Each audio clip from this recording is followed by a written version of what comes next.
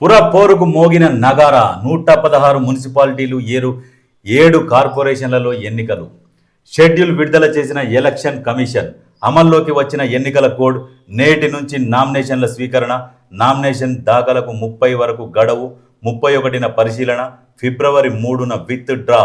11వ తేదీ ఉదయం 7 గంటల నుంచి సాయంత్రం 6 గంటల వరకు పోలింగ్. అవసరమైన చోట్ల 12న రీపోలింగ్. 13న ఉదయం 8 గంటల నుంచి కౌంటింగ్. అయితే 11వ తేదీన ఉదయం 7 నుంచి సాయంత్రం 6 గంటల వరకు పోలింగ్ డేట్ వచ్చేసింది. అయితే ఇక తగ్గేదలేవి నర్సయ్యతో రప్ప రప్ప రప్ప రప్ప రప్ప. అయితే మధ్యలో మోతుంటది మనది, మధ్యలో మోతుంటది. మళ్ళా ఇప్పుడు ఏమన్నా పైసలు గీసలు ఉంటే బండిలో జోలో పెట్టుకొని తిరిగావు. ఎందుకు? ఎలక్షన్ కోడ్ వచ్చిందిగా. ఓ అమ్మా, అందరూ ఇప్పుడు రియల్ ఎస్టేట్ చేస్తారా పోలీసు వాళ్ళు? చెక్ చేస్తారు. భూమి కొంటానికి పోయినా నాకంటే గోషిలా పని ఏమన్నా కొంటానికి చెప్పవానే అది పుసుకున్న గట్టిన 10వ వరకు ఇంత కట్ట కట్ట కొనబోతున్నా అంటే కథమే కాదు. ఇక మళ్ళీ దానికి అన్ని వివరాలు ఇవ్వాలి. పిచ్చులు కచ్చకాలు ఆడతారా? అందుకనే జాగ్రత్త.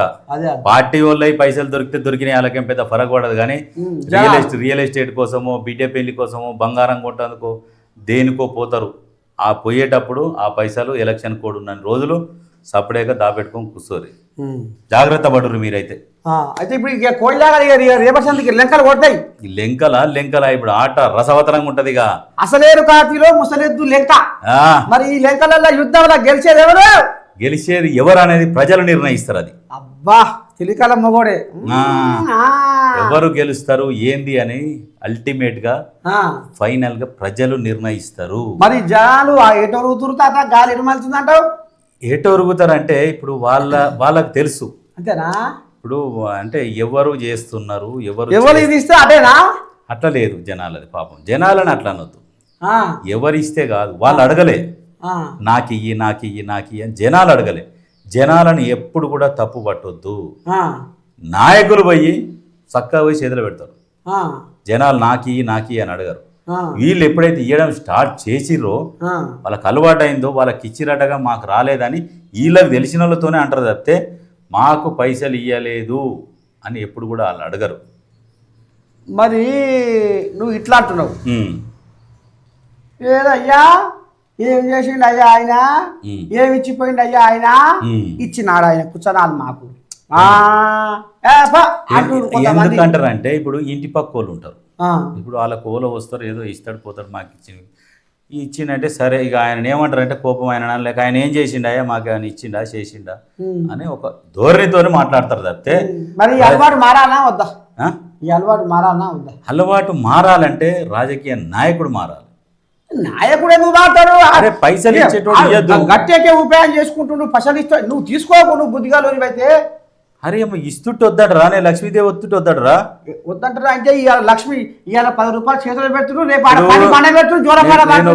పెడుతున్నారు. నేను ఒకటి చెప్తున్నా ప్రజలకు, రేపు గినక మీరు వాళ్ళు పైసలు ఇస్తే తీసుకున్నా గెలిచినాక ఏదైనా పని చెప్తే పుణ్యానికి ఓటేసిన వాని అడిగిరనుకో, మీరు గల్లా పట్టుకొని అడుగుర్రి. మేము మిమ్మల్ని పైసలు అడిగినమా, మీ అంతలో మీరు వచ్చిర్రు పైసలు ఇచ్చిర్రు, కానీ పని చేయకపోతే మాత్రం గుంజి కుసబెడతామని చెప్పురు. ఎంత రామసక్కని మగోడు చెప్తున్నా ఇను ఒక మాట, ప్రజల కోసమే చెప్పాలి మనం. ఇప్పుడు వద్దన్నా వాళ్ళు ఇంట్లో పెట్టిపోతురు. ఇప్పుడు ఏం చేస్తారు? పెట్టిపోతురుగా, వీళ్ళు తీసుకుంటారుగా. మొన్న సర్పంచ్ ఎలక్షన్లల్లో ఏమైందో నీకు ఎరిగానా? చెప్పు. ఓ పిల్లగా ఏడవైనావు నువ్వు ఎందుకట. అయితే కొంతమంది పైసలు వంచిరుగా, ఇక 500 600 1000 2000 వంచిరుగా.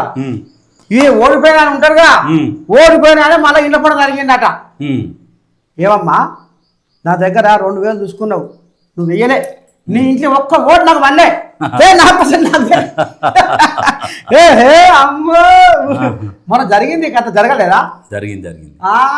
కొంతమంది అసలు ఉంటారు. ఎందుకు మరి ఇప్పాలకము ఆ కథ ఎందుకు, ఆ రాశాంగం ఎందుకు? సరే ఆలోచించుకోరు మీరే. వద్దు ఈ తేపకు మీరు మున్సిపల్ ఎలక్షన్ల ఒక్క పశ తీసుకోకూరు. మీరు తీసుకోకూరని కాదు, ఇస్తే మాత్రం వద్దనకూరి. మళ్ళీ పిల్లగాడు వద్దండి. ఇప్పుడు ఇస్తే వాళ్ళు పని చేయరు పాడు చేయరు. అదే చెప్పింది, అది మార్పు తీసుకురావాలి మనం. ఇప్పుడు అది మనం అదే చెప్తున్నాం.